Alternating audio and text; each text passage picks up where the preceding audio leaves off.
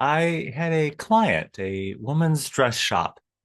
It was all women who worked there until Rana, the store owner and manager, decided to put in a shoe department. Rana was a smart and savvy business lady. She could capitalize on customers who were already in the shop to sell them something else. She hired her nephew, Ron, to run the department. Whenever they called Ron out from the back room to greet customers, they'd always introduce Ron as our shoe salesperson. I was dumbstruck. He was the only man in the place. Couldn't they at least offer him the crumb of masculinity by calling him a salesman? This week, Time magazine named President Trump Person of the Year. It's like the last gasp of woke because it's so out of step with the reality most of us voted for.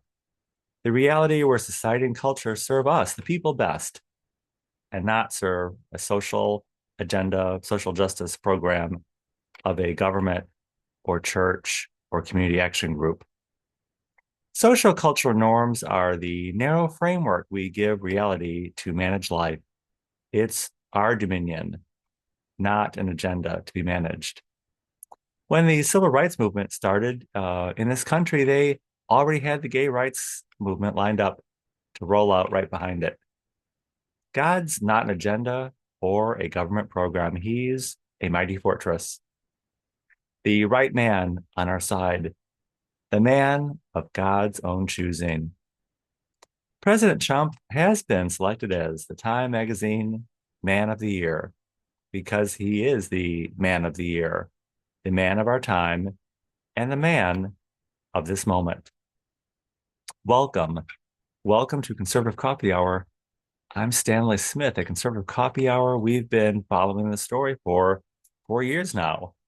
We've discussed every topic a couple of times. We pretty much are well versed and well armed and conversant on many topics. It's more than an understanding, it's more like being prepared for battle. But we're not fighting anything as much as we are ushering something in. And what a dramatic turn of events, circumstances, and mood. Some are dismayed and confused, and those of us who are happy are kind of stunned by it all.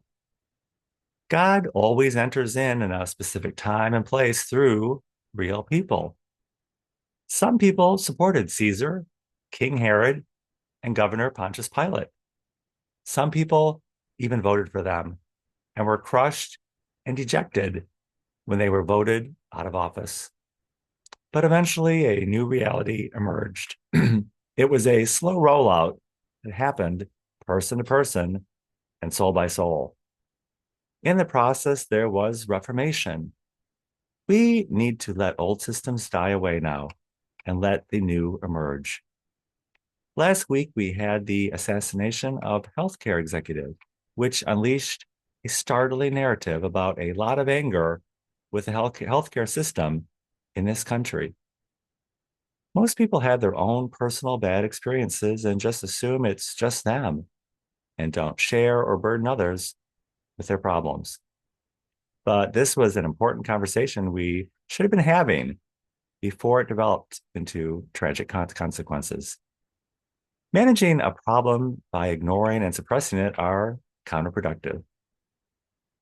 Here in Chicago, commercial real estate is underwater with new high tech real estate taxes pushing many properties' operating costs over that of lease revenue rates. Governor Pritzker is snapping up distressed real estate, including Ken Griffin's vacated condo for half the price Ken paid for it. There is significant outrage from the average person on the street. People who may not have noticed or said anything in the past speaking up now.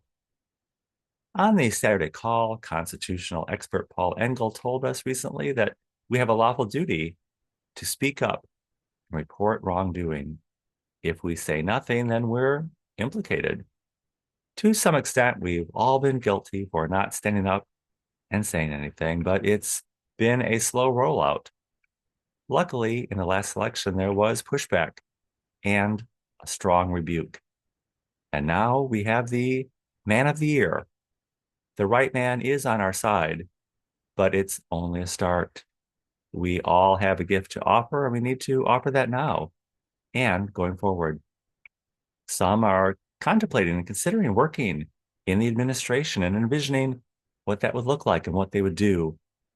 Working in the White House immediately comes to mind. But if we reflect more, we can feel the call to the backwaters of this country, the long neglected and forgotten places. That's probably where we need to go. Maybe it's right where you are right now. Find a place to see the changing landscape. And wherever you are, be aware of it. Take inventory of your skills and passions and see how that fits in and where the need is most. It's not unlike the early church. We need to go wherever we are called. President Trump is the man of the year, and we all need to listen for the call. If you would like to join us at Conservative Coffee Hour, the Saturday call is every Saturday at 10 a.m. Central Time on Zoom. I've included my email in the description of this video. Be happy to send you an invitation. And I look forward to seeing you very, very soon.